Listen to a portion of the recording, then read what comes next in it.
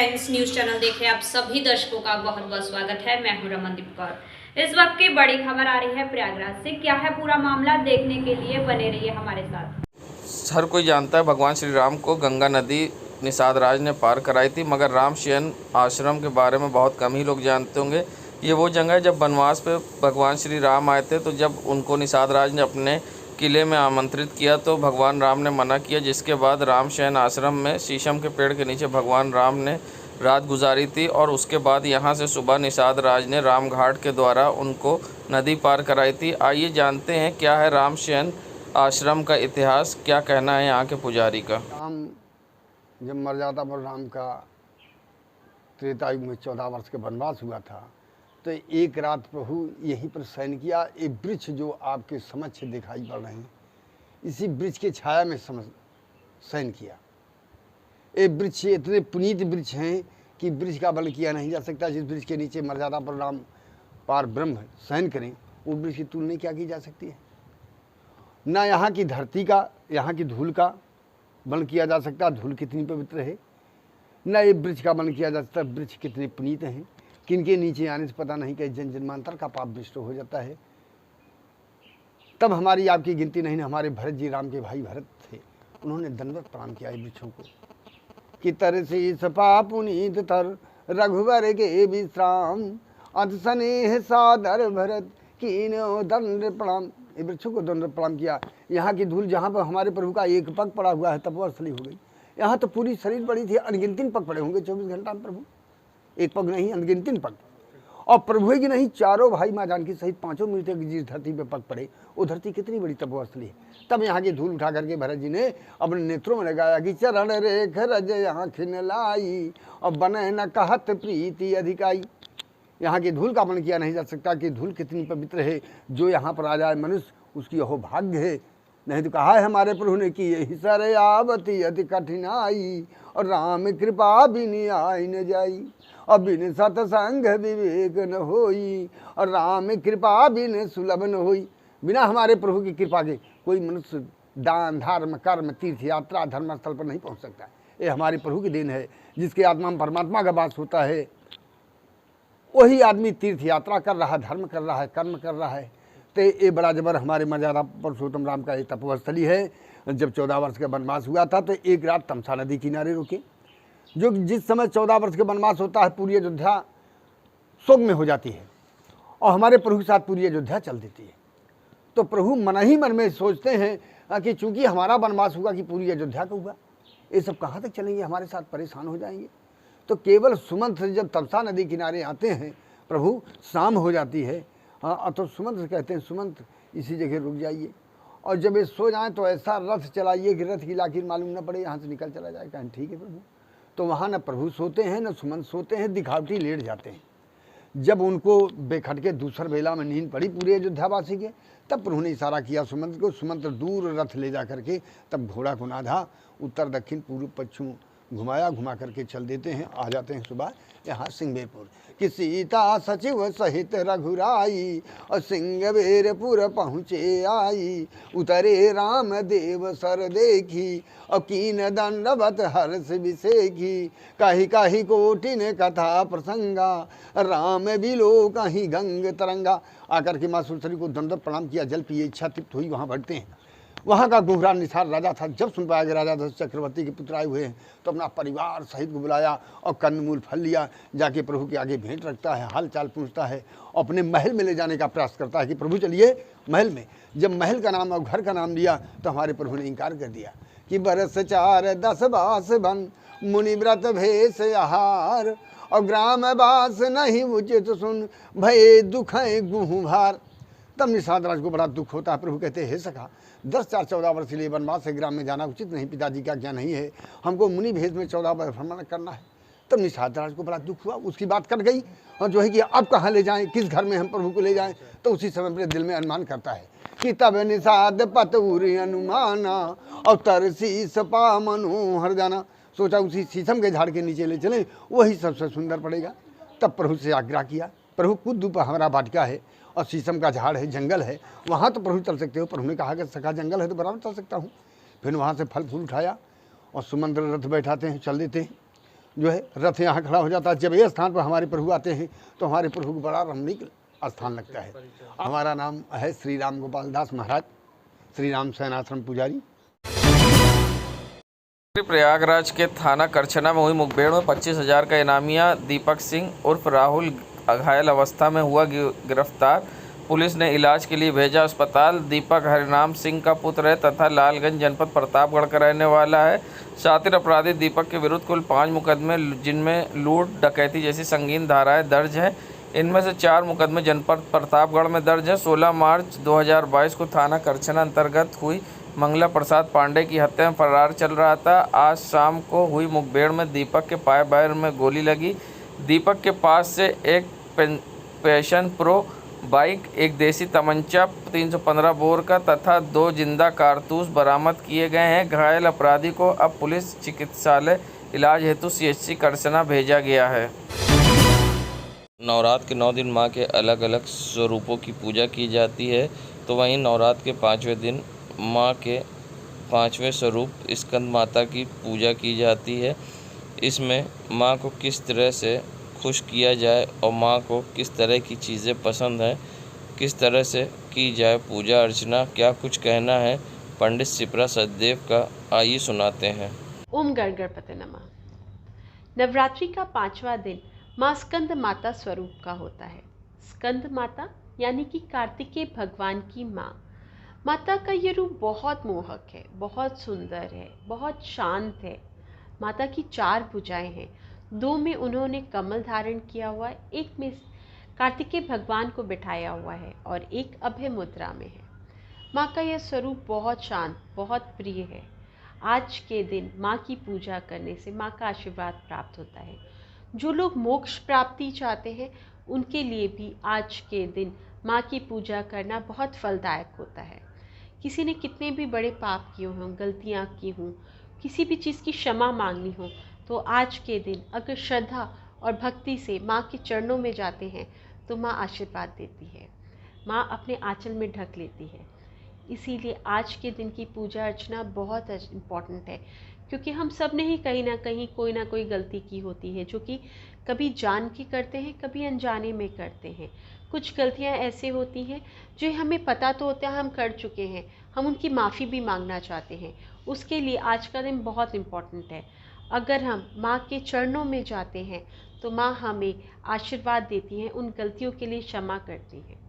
आज के दिन पूजा करने से मोक्ष प्राप्ति भी होती है। आज के दिन की पूजा के लिए सुबह जल्दी उठना चाहिए, माँ का आशीर्वाद लेना चाहिए। माँ को लाल वस्त्र अति प्रिय है, इसलिए आज के दिन माँ को लाल वस्त्र चढ़ाने चाहिए, सिंदूर चढ़ाना चाहिए, इत्र चढ़ाना चाहिए, चंदन चढ़ाना चाहिए, हल्दी चढ़ाना चाहिए, अक्षत अवश्य चढ़ाइए। माँ को केसर अति प्रिय, इसलिए माँ के मस्तक पे भी केसर चढ़ाइए और साथ में आज जो नैवेद्य में खीर बनाइए उसमें केसर जरूर चढ़ाइए। या अगर आप मिठाई चढ़ा रहे हैं तो केसर युक्त मिठाई चढ़ाइए, माँ को अति प्रिय है। ऐसा करके माँ को आप प्रसन्न करेंगे। भूल चूक के लिए क्षमा मांगिए, जो भी गलतियाँ की हैं उसके लिए क्षमा मांगिए। आज माँ अभय दान देंगी, उन सारी चीज़ों के लिए हमें माफ़ करेंगी। बट अगर हम श्रद्धा और भक्ति के साथ करेंगे, तब छल कपट के साथ करेंगे तो माँ को पता चल जाएगा। इसलिए श्रद्धा और भक्ति के साथ अगर आज हम माँ के चरणों में नतमस्तक होंगे तो माँ आशीर्वाद अवश्य देंगी। मैं पंडित शिप्रा सचदेव, ओम नमः शिवाय, शिव जी सदा सहाय, जय माता। संगम नगरी प्रयागराज ये नज़ारा है शक्तिपीठ कल्याणी देवी मंदिर का, जहाँ पर आप देख सकते हैं माँ कल्याणी के दरबार में चैत्र नवरात्र पर किस तरह से भक्तों की भीड़ लगी है।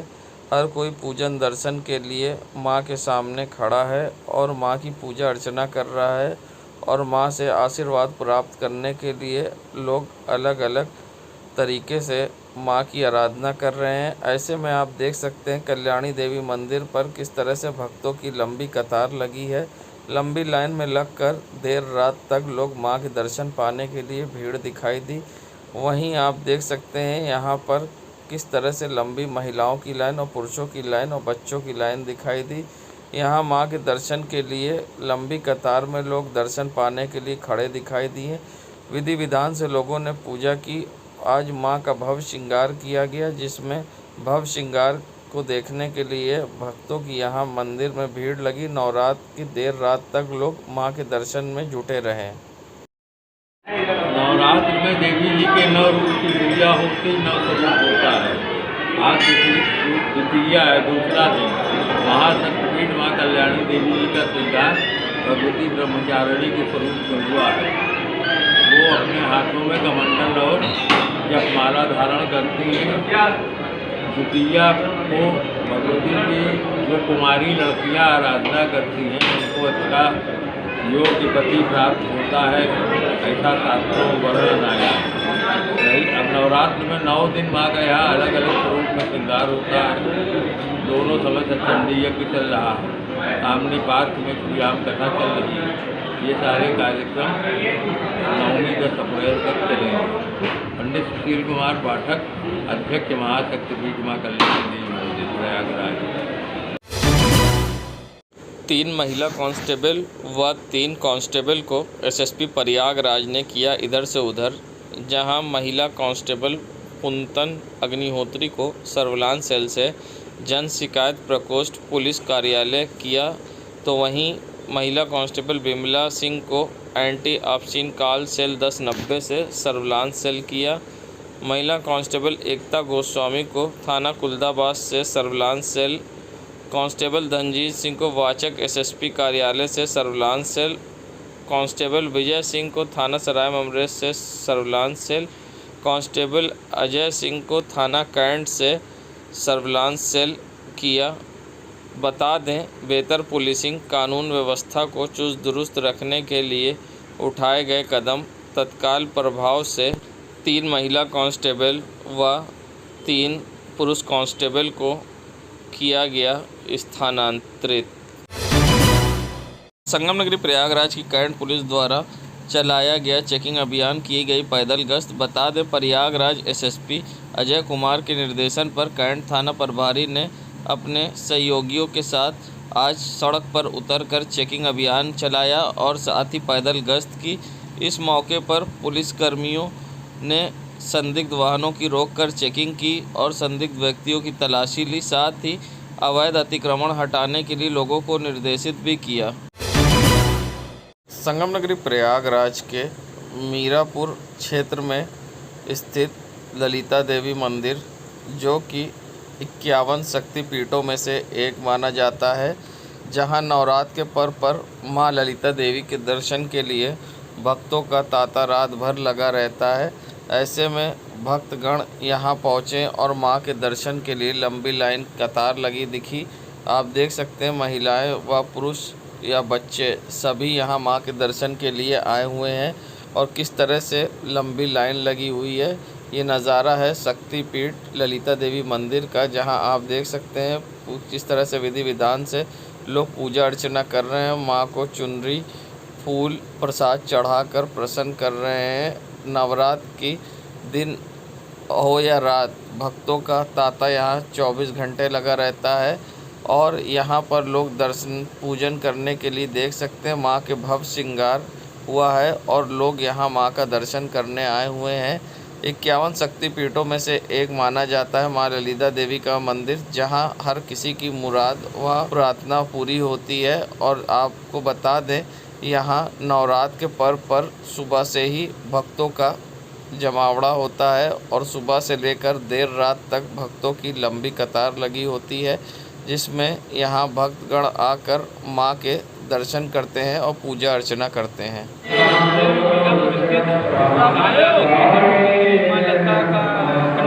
दरबार 51 शक्तिपीठों के प्रमुख है और यहाँ सभी भक्तों की मनोकामनाएं पूरी होती है। आज नवरात्रि के दूसरे दिन में यहाँ आरती समय जैसे बहुत ज़्यादा भक्तों का तांता लगेगा, जो देर रात तक रात की आरती के बाद समाप्त होगा। 12 बजे यहाँ की महाआरती होगी। अंकित पांडे। नगरी प्रयागराज में अक्सर तिरंगे का अपमान की बात सामने आती है। वहीं प्रयागराज में एक बार फिर तिरंगे के अपमान की बात सामने आई है, जहां रात होते ही सूर्यास्त के बाद तिरंगा उतारने का प्रावधान है, मगर शहर में कई जगह तिरंगे लहराए गए हैं और ऐसा ना हो इसलिए वहां पर हाई मास्ट लाइट लगाई है, जिससे तिरंगे को रोशनी मिलती रहे और उसका अपमान ना हो। मगर प्रयागराज जंक्शन के बाहर लगे तिरंगे की हाई मास्ट लाइट महीनों से बंद है और तिरंगा अंधेरे में, जिससे उसका अपमान हो रहा है।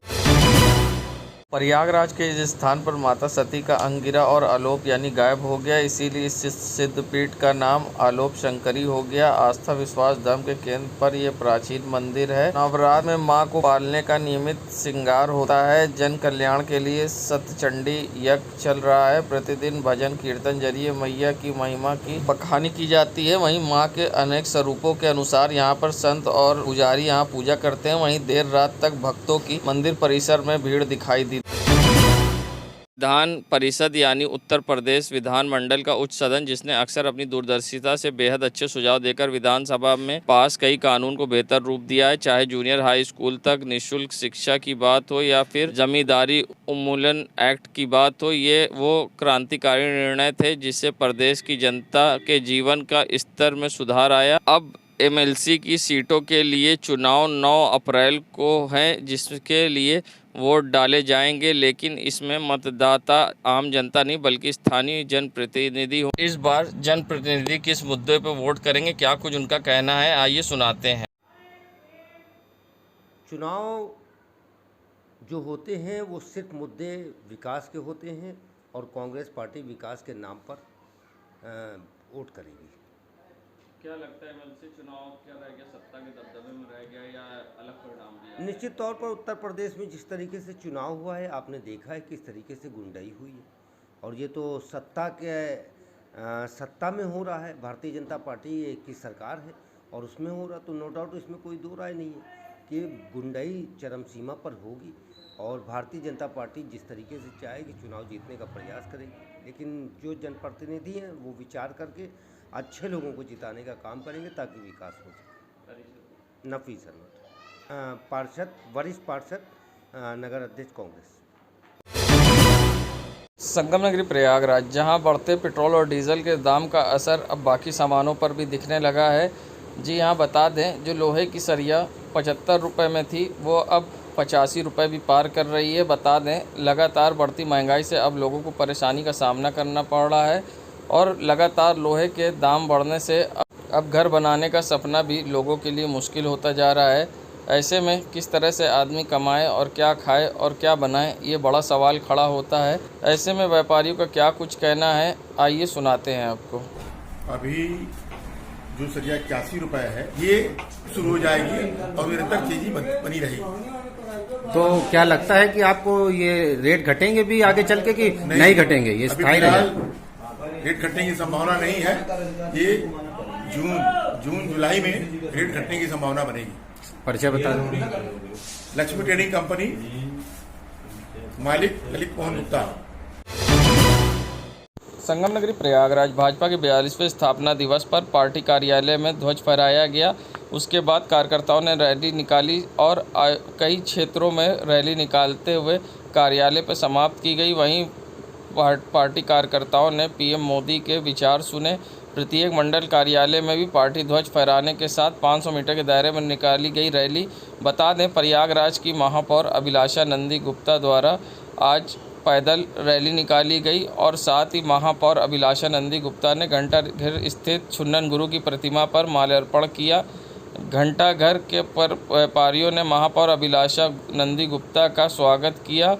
वहीं इस मौके पर स्वागत करने वालों में गौरी शंकर, शेखू, पन्नी, शेरू, मुन्ना, मजदूर, लल्लन भाई, मेराज, शगुन भैया लोग ने महापौर का स्वागत किया और महापौर को हार पहनाकर उनको बधाई दी। इस मौके पर बीजेपी कार्यकर्ता भी मौजूद रहे। संगम नगरी प्रयागराज कुंवारों को कई योजनाओं का लाभ देने की बात कही जाती, मगर सबसे अहम चीज़ जो मिट्टी है वो ही उनको अब नहीं मिल पा रही है, जिससे वो बर्तन भी नहीं बना पा रहे हैं और उनको अपना घर चलाने में परेशानी का सामना करना पड़ रहा है। ऐसे में क्या कुछ कहना है कुम्हारों का, किस तरह से हो रही है उनको समस्या और क्या कुछ उनकी सरकार से मांग है, आइए सुनाते हैं। क्या क्या परेशानी का सामना करना पड़ रहा है, क्या चीज़ नहीं मिल पा रही, क्या कहेंगे? देखिए परेशानी तो ऐसा है कि हम लोग में ज़्यादातर करके मिट्टी का काम करते हैं लोग, अब मिट्टी मिल नहीं रही है, कहीं किसी तरफ नहीं मिल रही है, पूरे इलाहाबाद में मिट्टी नहीं मिल रही है। तो जो लोग अनपढ़ हैं, गंवार हैं, जो घर का काम करते हैं, वो मिट्टी के अलावा क्या कर सकते हैं? कुछ नहीं कर सकते हैं। इसलिए उनको दाल रोटी का सहारा यही कर दीजिए कि मिट्टी तो कम कम मिल जाए, उससे हम अपना पेट भर लेंगे। उसको एक से एक सामान बना करके किसी प्रकार से पेट भर लेंगे। मिट्टी हम लोगों को पूरी इलाहाबाद में बहुत ज़्यादा दिक्कत है। हम लोग इस समय पैसा दे करके मिट्टी मंगवाते हैं हनुमानगंज से, वो वहाँ हनुमानगंज से मंगवाते हैं मट्टी, खेत की मट्टी आती है और 5-6 हज़ार रुपया लेता है।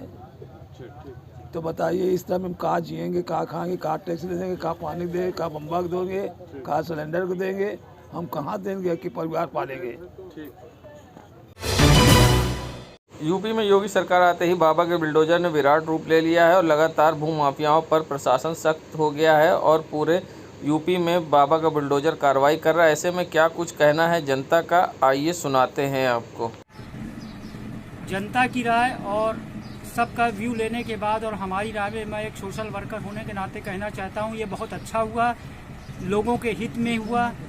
जिन लोगों की ज़मीनें, सीधे लोगों की ज़मीनें लोगों ने कब्जा करके रखी थी, चाहे वो जिस वर्ग का रहा हो, बाबा ने बिना वर्ग देखे, जाति देखे, धर्म देखे सभी के ऊपर कार्रवाई की है। इसका मैं समर्थन करता हूं और जनता भी इनका समर्थन करती है। नाम? विमल गुप्ता। बहुत अच्छा कार्य है और निरंतर इस कार्य को जारी रखा जाए। माफियाओं के ऊपर इससे अच्छा कार्य कोई नहीं। बाबा का बुलडोजर ऐसे ही चलता रहे। क्या नाम है? मेरा नाम देवेश कुमार तिवारी है। देश दुनिया की खबरों के लिए world media times news channel को सब्सक्राइब करें।